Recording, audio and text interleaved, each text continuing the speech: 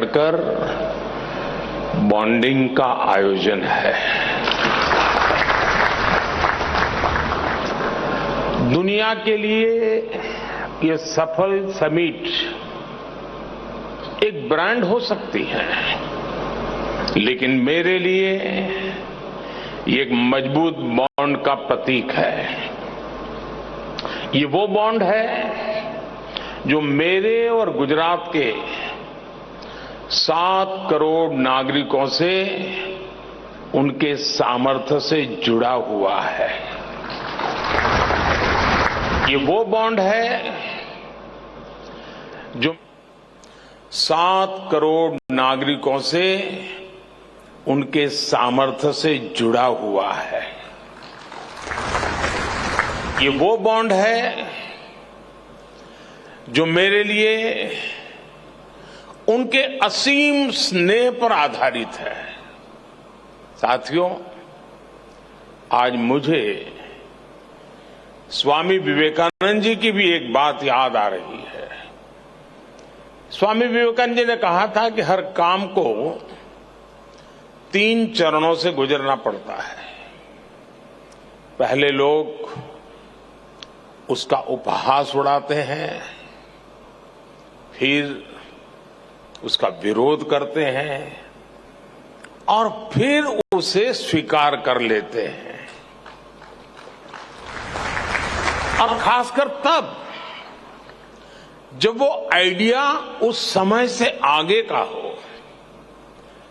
20 वर्ष एक लंबा कालखंड होता है। आज की जनरेशन के युवा साथियों को पता भी नहीं होगा कि 2001 में आए भीषण भूकंप के बाद गुजरात की स्थिति क्या थी।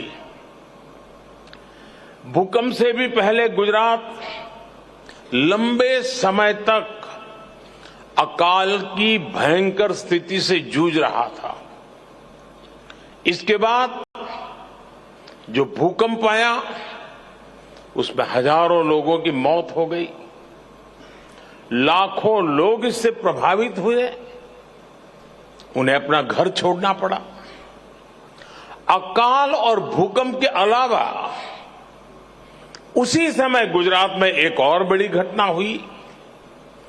Madhavpura mercantile cooperative bank collapse हो गया। इसकी वजह से 133 और कोऑपरेटिव बैंक में ये तूफान छा गया। पूरे गुजरात के आर्थिक जीवन में हाहाकार मचा हुआ था।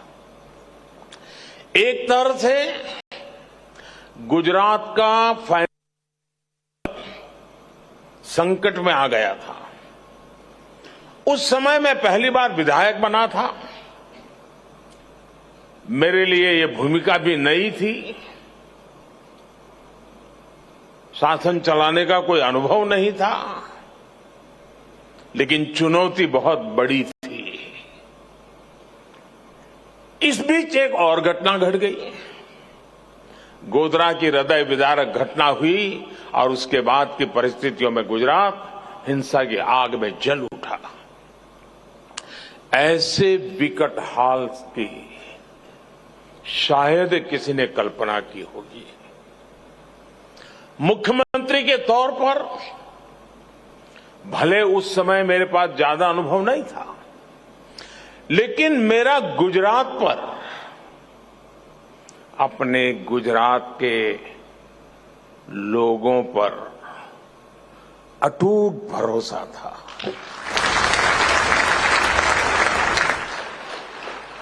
हालांकि जो लोग एजेंडा लेकर चलते हैं, वो उस समय भी घटनाओं का अपने तरीके से एनालिसिस करने में जुटे हुए थे।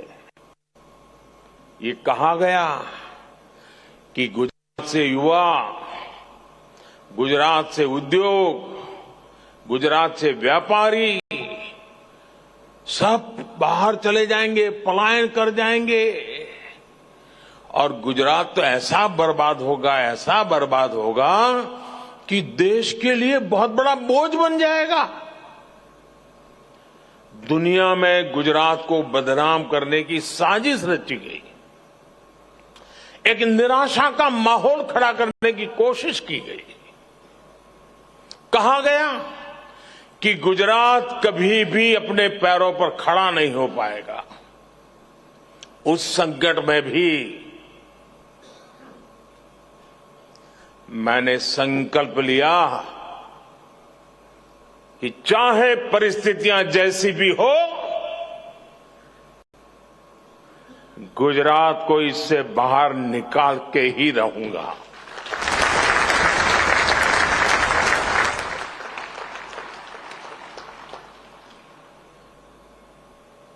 हम गुजरात के पुनर्निर्माण ही नहीं, बल्कि उसकी आगे की भी सोच रहे थे।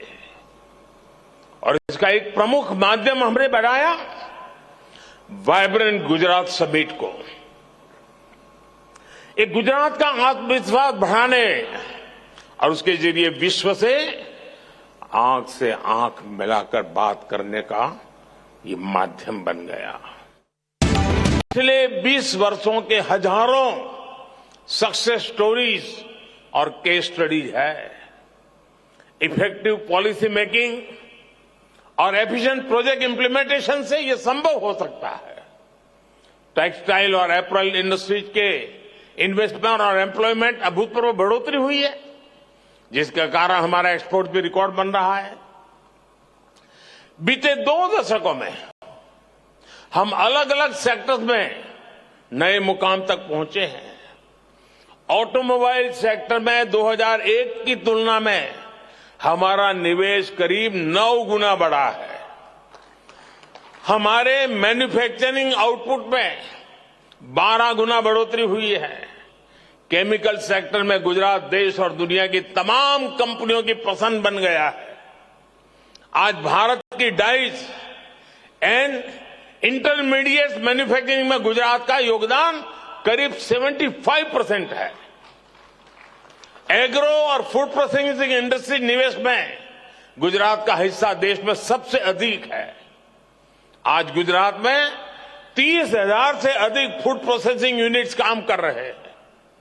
फार्मा सेक्टर में गुजरात एक innovation driven, knowledge focus pharma industry के रूप में उभर रहा है।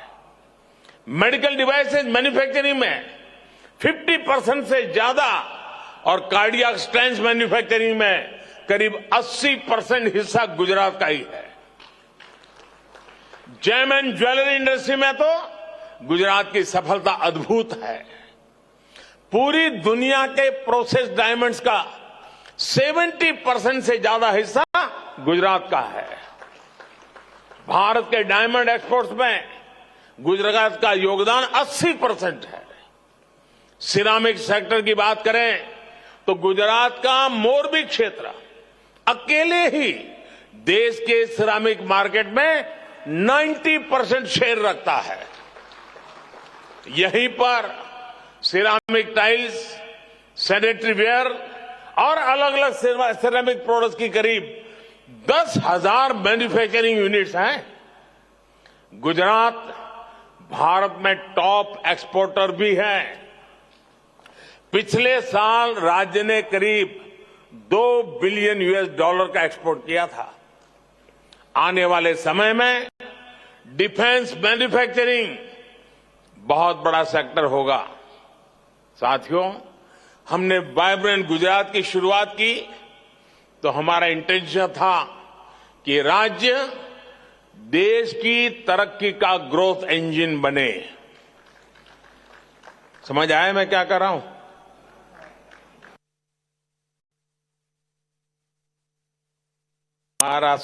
हमारी कल्पना थी, हमारी कल्पना को हकीकत बनते देखा है। 2014 में जब हमें देश की सेवा करने का अवसर दिया तो हमारा लक्ष्य भी विस्तार हुआ और हमारा लक्ष्य था कि भारत दुनिया का ग्रोथ इंजन बने।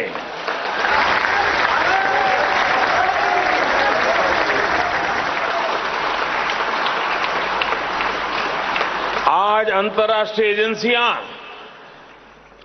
एक्सपर्ट्स इसी सूर में बात कर रहे हैं।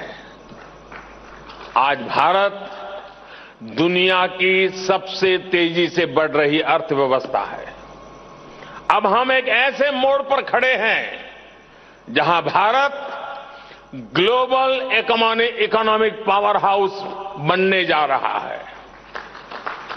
अब भारत को दुनिया की, और ये मेरी आपको भी गारंटी है, आप अपनी आंखों के सामने देखेंगे कुछ ही वर्षों में भारत दुनिया की टॉप 3 इकोनॉमी में होगा।